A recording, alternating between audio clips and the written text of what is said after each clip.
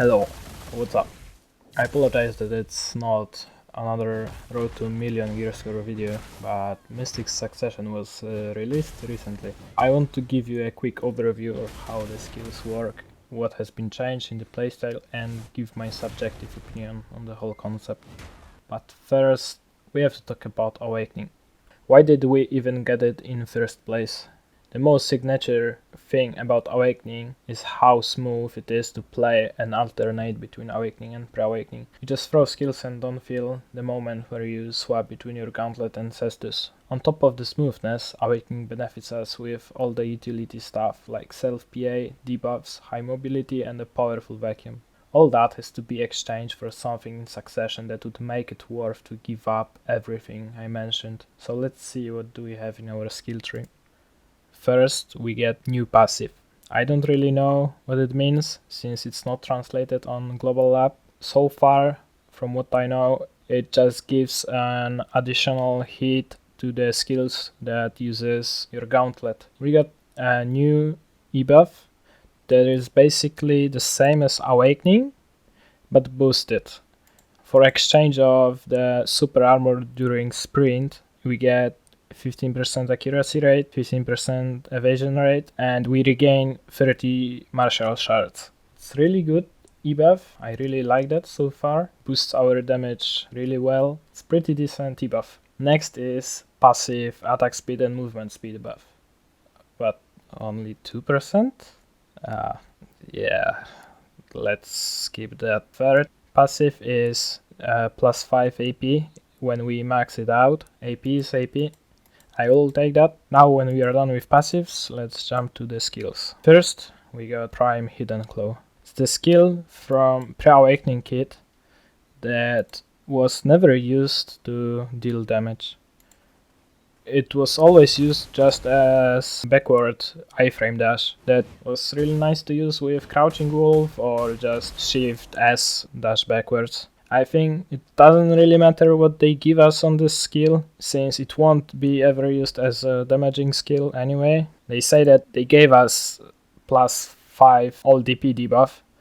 It used to have minus 15 DP debuff, now it has minus 20 DP debuff. The damage modifiers are not that significant, like it's still bad damage. It doesn't have good CCs. So yeah, we could even not level up this skill and it wouldn't matter at all. Next skill is Fist of Fury, a skill that used to be blocked in Pre-Awaken kit. It was pretty much useless. Nobody ever used that on Mystic, and now just as a little bit higher modifiers, and that's all. I think it stacks with the new passive, but it's still an okay-ish damage, and it has a knockdown, so. Next skill is Thunder Pound, the signature skill from Pre-Awaken. Every Mystic used to spam this skill just because it had really good CCs, down smash and a forward guard that is gone in Succession. I don't know why, but they removed the forward guard on Thunder Pound. I don't really like that change, and I don't want to trade forward guard for some extra damage. Another useless skill from Pre-Awaken that used to be locked pretty much, since it's an air attack skill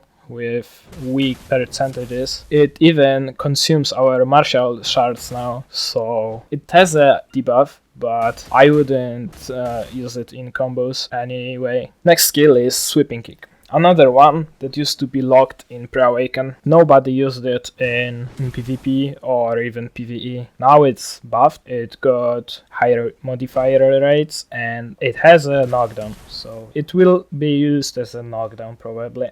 Next one is a little bit different, since it's just a flow. This skill is a flow to the elbow edge. It's a tornado kick. So basically we got a flow that is used with Pre-Awaken skill. It's really good damage and a knockdown. So tornado kick will be used as a main damage skill in PvP, I think. Just the same as Roaring Tiger or Rage Hammer. It's gonna be a new signature skill for Succession. Roaring Tiger is basically the same. Numbers are changed slightly. We traded some accuracy rate for more hit damage, and it costs us 30 martial shards to use it when we have them. It's just a good damaging skill. Next, Rage Hammer used to be AoE bound. Now it lost its bound, it's PvE only. It costs us 30 martial shards and has boosted damage. Like,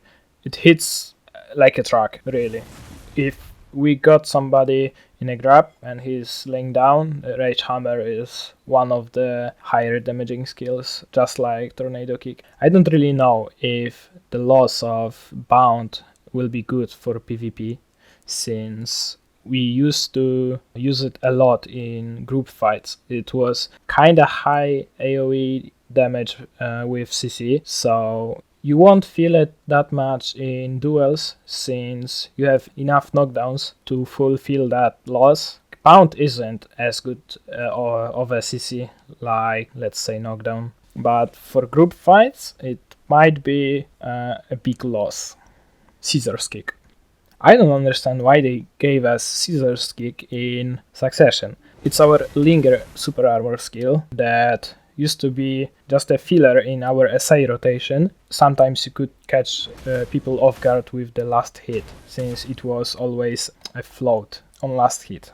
Now they took away from us all the CCs, they are PvE only. They gave us slightly higher damage, but we never used that skill in combos. It was only for the super armor, so I think that we'll just unskill this Scissors Kick to get the CC on the last hit. It's not really worth to keep slightly more damage if you can't get CC on it. Somersault, another unprotected skill with float. Normally a big no-no.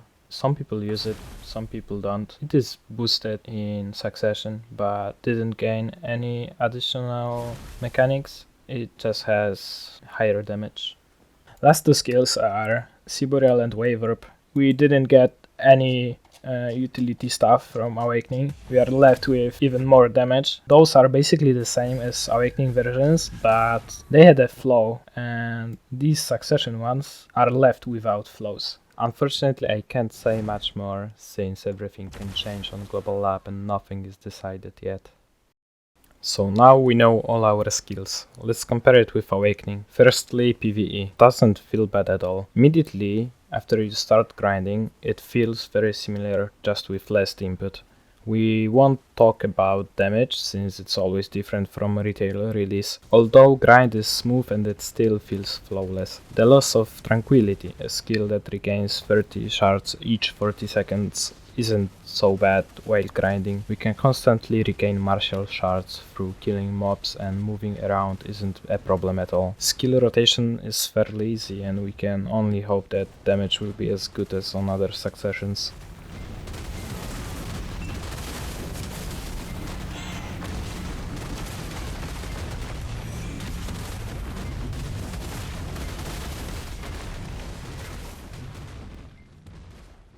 Alright, but how is PvP?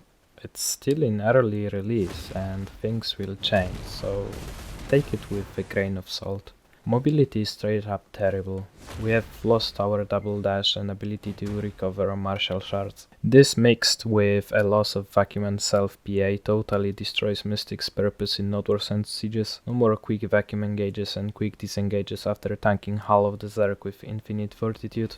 I bet that in Succession will most likely become a DPS class, but without good protection you won't be able to even come close to an enemy. I understand that it's a choice to play Succession, and I feel like its whole purpose is purely PvE. To make it viable outside of Battle Arena, I think we should get more protected skills and some way to regain shards, maybe like Striker's Crouching Wolf. I feel like forcing us to abandon Succession skills to get back protection or crowd control on either Thunder Pound, Rage Hammer or Scissors Kick is not correct. Summarizing all of it, there is some stuff I mentioned that needs to be changed, and for now I'm gonna keep playing on Global Lab to keep you updated in the upcoming weeks before we get Succession released. For now, let me know in the comments what do you think about Mystic Succession. Feel free to leave your opinion, and see you next time. The most basic combo, and it's 350 DP target, really. I don't have any Villa, I miss a few crystals. So yeah, damage is gonna be sick.